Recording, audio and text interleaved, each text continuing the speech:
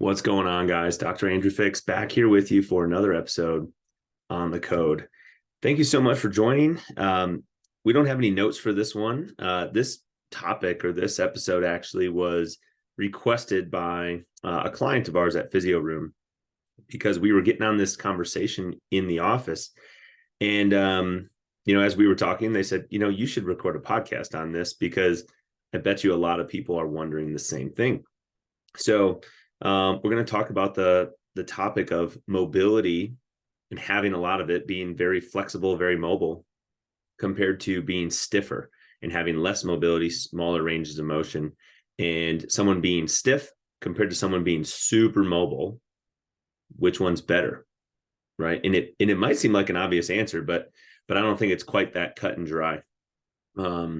So I appreciate you guys tuning in to listen to this. Hopefully you find something useful out of this conversation. And if this causes more questions, man, I'd love to know what those are so that we could try and answer those as well. But so let's get into it. This particular person we were working with in the office, they are very mobile, right? They have a lot of range of motion at their joints, particularly their hip and their shoulder is where we were centering this conversation around. And what we were talking about in the clinic is, hey, because you have so much range of motion, you're so flexible, you're so mobile, most of your challenges or the issues that arise in your body come from needing more stability, right? Needing more control from the muscles, from the dynamic stabilizers of those joints. And the hips and the shoulders, that's especially important for basically anyone, but especially someone that is really mobile and they are so flexible, they can take their joints through big ranges of motion. And, they've never been somebody who fails any of those gym class tests that have to do with stretching or mobility or anything. They just pass them all with flying colors. Most of the time, those people are going to need more stability, right? And what I'm not talking about is just doing more bench presses and more rows for the shoulder, although those might help. I'm talking about strengthening these smaller stabilizer muscles that help to maintain the control of that joint while you're going through bigger ranges of motion. Think of like your rotator cuff muscles. It's made up of four, three that sit on the back side of the shoulder, one's kind of slightly on the top, and one that sits on the front side of the shoulder blade. So we need those muscles to be working in unison, working to control the shoulder, control your arm bone, your humerus, while you're moving your arm through range of motion, such as with a bench press or an overhead press or something, or even something like a pull-up, right? Well, now think about the hip, right? If we're standing, if we're walking, running, jumping, kicking, we need those same types of muscles. Think of it as like the rotator cuff of the hip, the deep hip rotators that internally and externally rotate your hip, your lateral glutes, the medius, the minimus. We need those to be working in unison and working to control our femur and our pelvis when we're going through movements. And when we are super mobile, if we lack stability, what happens is other muscles get put on more stress than they were intending to be, than they were ready for. We allow more play or more movement, such as, think of it as like say someone's walking or running and their hip glute muscles are not quite doing their job. They may have more of like a pelvic shift laterally while they're trying to run. And we don't want to see a large hip drop or pelvic shift when we are running, because we're trying to get most of our energy and most of our force going forwards. When we have this side to side additional movement, it's wasted energy, puts more stress on the system, and we don't want it, right? So we need more stability. We need more control. Okay, these same types of people that are very mobile, a lot of times tend to suffer more strains and sprains. Think of like an ankle sprain. Someone that has very loose, flexible ankles might be more prone to rolling their ankle. But if we add more stability there, we'll be able to control that motion a little bit more securely and not suffer those things. All right, so now let's take the flip side, right? Someone who is super stiff, they say, to us in the clinic, or they might say to you, I've had tight hamstrings my whole life. I could never touch my toes. I can't touch my hands together if I reach behind my back, like one arm over the top and one arm underneath. I can't touch my fingers together. But a lot of my friends can. I'm just super stiff and I've always been this way. Well, that person is going to have a harder time getting into certain body positions. Maybe they'll have a harder time, reaching behind themselves, doing a deep squat, doing a deep lunge, doing a deadlift without much bend in the knees. Think of like a Romanian deadlift. Maybe they'll have a harder time hanging in full shoulder mobility at the bottom of a pull-up. If their lats are super tight or if their shoulder is super tight, it might be hard to get into that position. Okay. And we may see some of their lifts or some of their activities that they like to do compromised by this. However, if they work within that range of motion, a lot of times those people feel very strong in that position. Okay. So what I'm getting at here in talking about the difference or the dichotomy between these two things is it's not necessarily in my mind that one is better than the other. They're different and they pose a different set of challenges for the individual.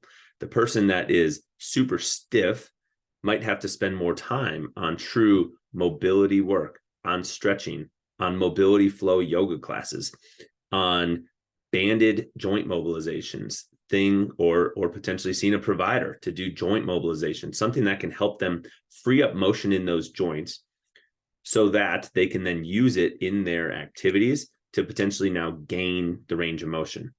Because just stretching a stiff joint isn't going to necessarily make it more mobile. You have to oftentimes mobilize the joint, get it to loosen up, and now you can put the stress on the muscular system. Okay.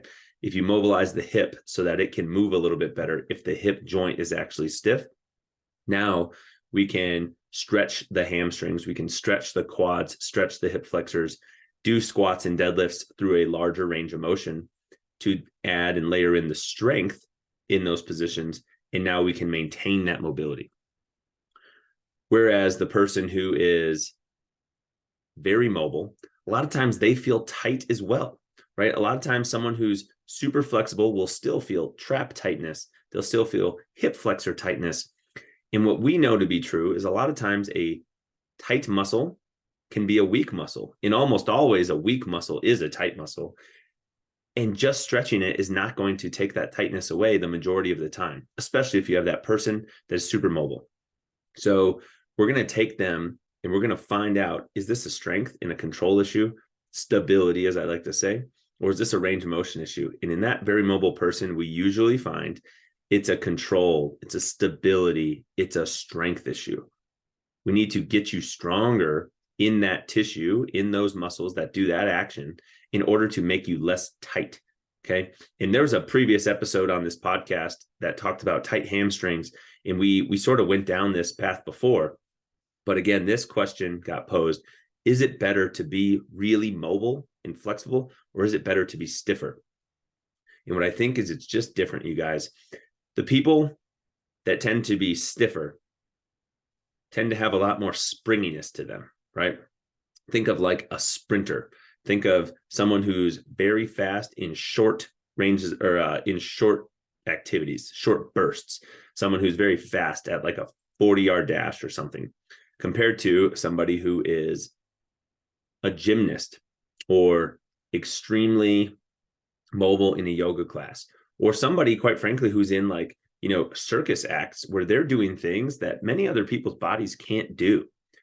Well, they wouldn't be able to do that if they didn't find themselves on the very mobile end of the spectrum. They would have never gotten into that job, that position. They would have never found themselves in that time and place because their body couldn't physically do that.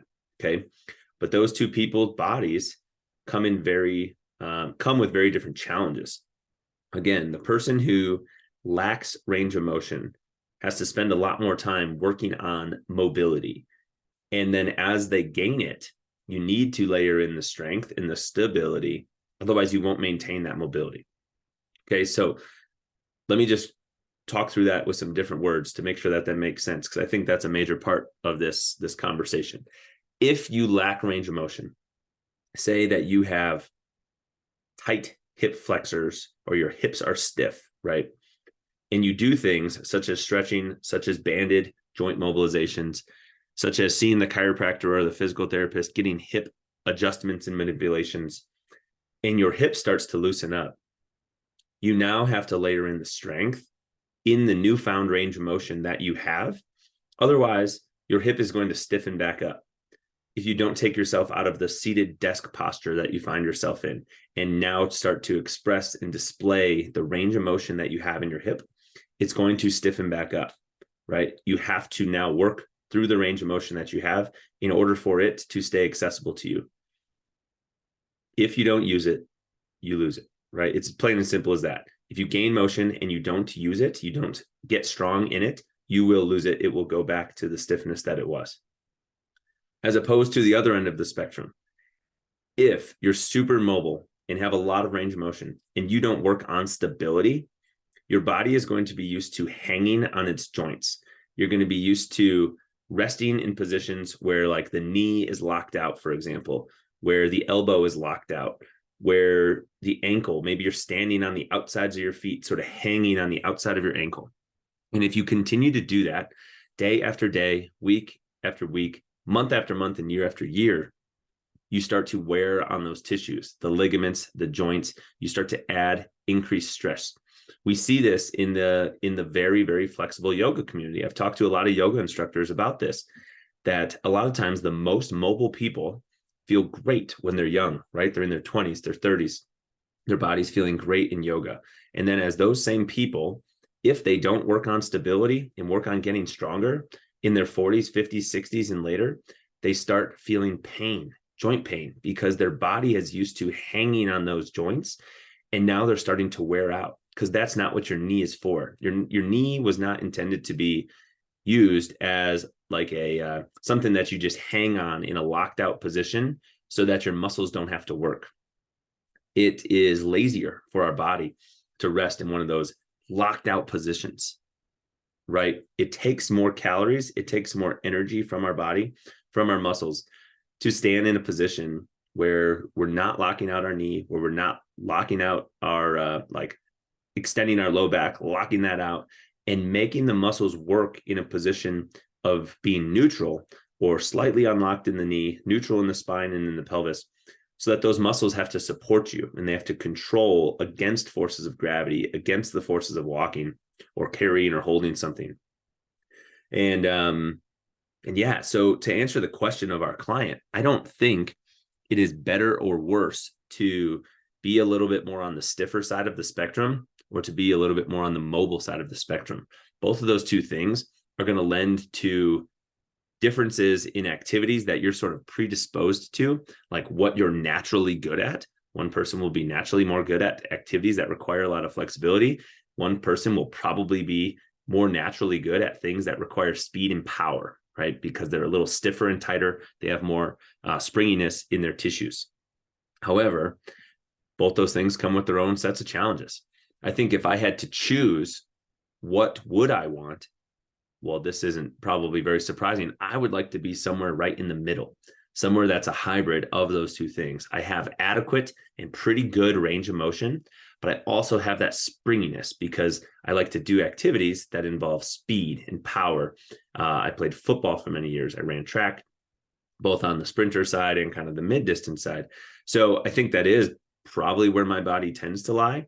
However, with chronic injuries, both acute and more just kind of insidious, or things that came on without any specific injury, I think I found myself starting to develop more stiffness in my right ankle, in my hips, in my right shoulder, things that, I've had bother me over the course of my life. But I think as long as you understand the differences between those two things and understand the difference of what somebody needs to work on if they're super mobile compared to what someone needs to work on if they're stiffer, because when you feel tightness, just stretching is not the solution for everybody. Quite frankly, I think it's rarely the solution these days because we spend so much time sedentary, sitting at computers, sitting in cars. I think so many of us have stability issues that we aren't even aware of until somebody points it out to us, that a lot of times the stability is what we need to work on in strengthening through a full range of motion. And then, man, what I'm really getting into that I really enjoy is also, can we create muscle engagement and build some stability in end range positions with your shoulder overhead, with your shoulder behind you, can you now kick in the muscles in those positions to make them strong at the ends of their range of motion, not just in that mid-range? We tend to live our lives in mid-range, and a lot of people are strong there, but a lot of us get hurt when we're in end range positions. Think of the bottom of a squat, for example, or the bottom of a deadlift. It's an end range of that movement. And, are you strong and stable there to withstand the forces of the activity that you're doing? So I know this was a little bit of a circle we went on here. I hope this made sense to you. This was kind of a fun conversation for me because we have this in the office every day with slightly different words and tones to it. But, everyone comes into the office with a different set of challenges that we need to approach. And the solution for one individual is not going to be the same as the solution for another one. That's why I'm so excited to work with people in the setting that we have at Physio Room, because we don't get to have this conversation very often in the traditional healthcare, traditional physical therapy office. So often it's, what people see is, oh, you have low back pain. These are the 10 exercises that we give people that have low back pain. Let's just start going through these, without understanding that that person's low back pain could be caused by a lack of range of motion. This other person's low back pain that presents the same could be based on a lack of stability. Someone else's, it could even present the same. It might be based on some sort of body issue, like a GI issue, right? Something else that's going on that's not a musculoskeletal issue. So being able to individualize things from one person to the next is really where we get to dive into the weeds of these types of conversations, when we can really assess and see what's going on with that person. So, if you've not had a chance to experience it in our office, man, please come and see us if you live here in the Denver area, or hook up with us virtually if you don't. And we do know a lot of people in all different parts of the country. So if you're listening to this and you are looking for somebody local to your area, there's a good chance if you're in one of the major cities in the country, we probably know somebody nearby you. So just let us know and we'd be happy to help you find somebody. So, but for all you guys that tuned in to listen to this episode of The Code, again, thank you so much. Hope you have an awesome rest of your day, whatever's left of it. And if you've listened to us before, we do have a goal. We're trying to get to 200 5-star reviews on this podcast. We're slowly making our way there, but we need your help. If you could go leave a review on this podcast, that would be so appreciated. Let us know something that you liked about it. If you have questions, let us know those things too. And we look forward to catching you on another episode of The Code. See you later.